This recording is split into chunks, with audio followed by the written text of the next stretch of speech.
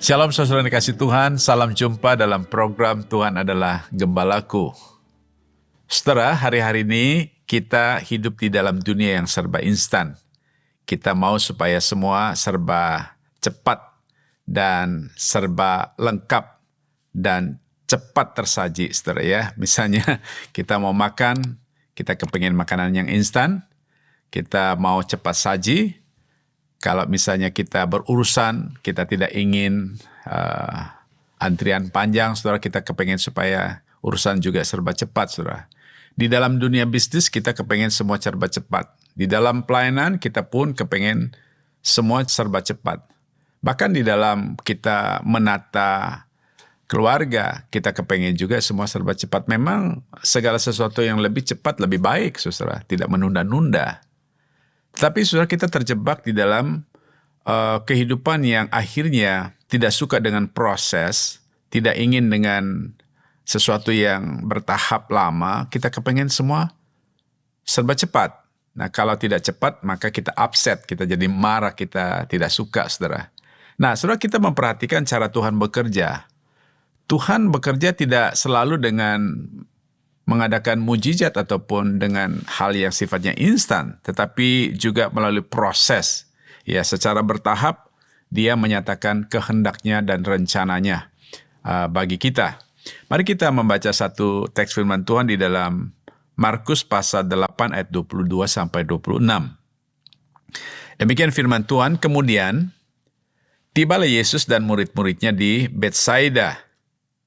Di situ orang membawa kepada Yesus seorang buta dan mereka memohon kepadanya supaya ia menjamah dia. Yesus memegang tangan orang buta itu dan membawa dia keluar kampung. Lalu ia meludahi mata orang itu dan meletakkan tangannya atasnya dan bertanya, "Sudahkah kau lihat sesuatu?"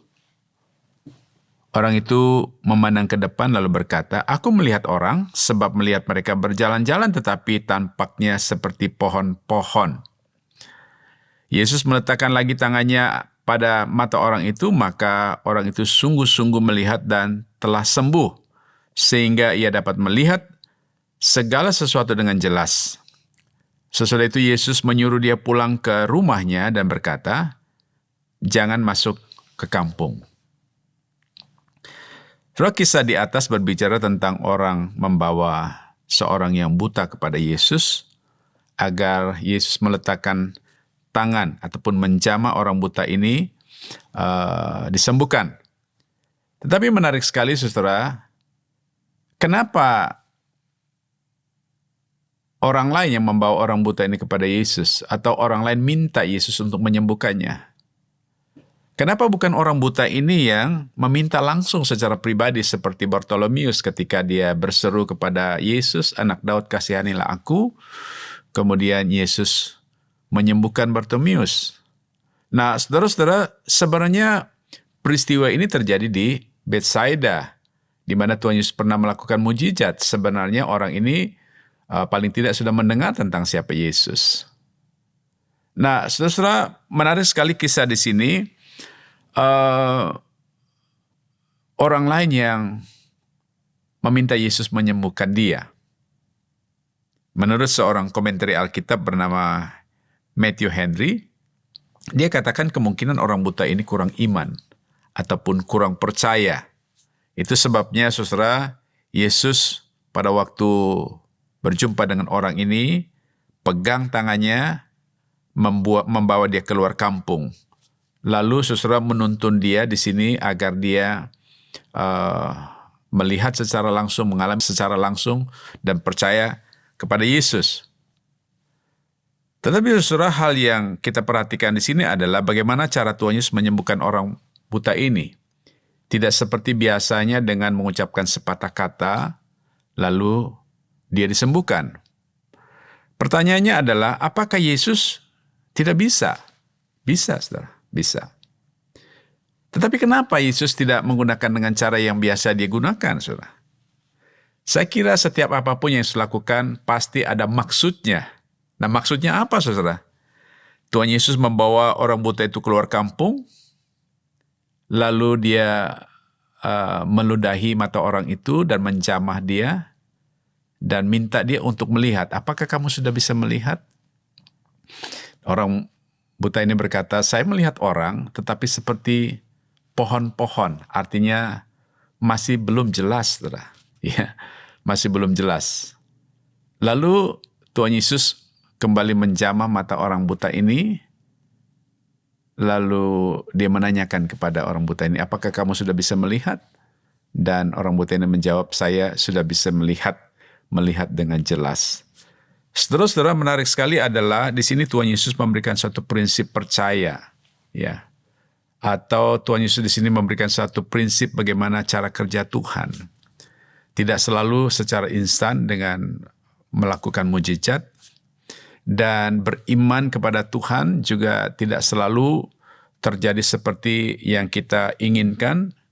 Di sini Tuhan Yesus memberikan suatu prinsip kepada orang buta ini, ikut arahannya, tuntun tangannya keluar kota, lalu taat melakukan apa yang diperintahkan oleh Yesus kepadanya, dan juga menunggu proses Tuhan bekerja sesuai dengan kehendak dan rencananya, saudara. Sehingga orang buta ini bisa melihat tahapan-tahapan yang Yesus lakukan dan keajaiban perubahan-perubahan itu terjadi sehingga orang buta ini sungguh-sungguh percaya. Nah, saudara yang dikasihi Tuhan, di sini kita belajar bahwa Tuhan menjawab doa kita ataupun permohonan kita tidak selalu secara instan atau tidak selalu seperti mujizat yang spontan terjadi hari ini seperti yang kita inginkan. Kita selalu ingin jawaban kita ataupun doa kita itu terjadi pada saat itu juga, ataupun dikatakan secara instan, saudara ya. Maka ketika kita berdoa, doa kita lama dijawab sama Tuhan. Seringkali kita tidak sabar, saudara ya. Bahkan saudara, mungkin kita mulai ragu dan juga mencari alternatif lain untuk mencari jalan pintas. Nah, saudara, di sini kita melihat bahwa kadangkala Tuhan Yesus menjawab doa kita melalui sebuah tahapan proses tertentu. Tentu seperti yang Dia inginkan, saudara. Satu hal yang kita harus percaya bahwa Dia tahu persis keadaan kita. Dia tahu keadaan kita, bahkan Dia tahu kondisi rohani kita seperti apa. Di sini kita belajar bahwa kadangkala Tuhan Yesus menggunakan caranya yang kreatif untuk menyatakan kuasanya, untuk menjawab doa-doa dan permohonan kita. Tuhan tidak selalu dengan cara yang sama, karena Tuhan kita bukan Tuhan yang tidak bisa berbuat sesuatu dengan cara yang lain, saudara.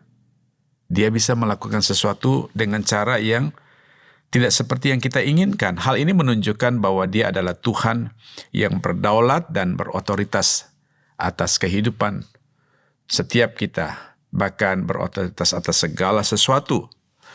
Jadi, saudara, kita tidak dapat memaksa cara Tuhan menjawab ataupun menyembuhkan kita seperti cara yang kita inginkan.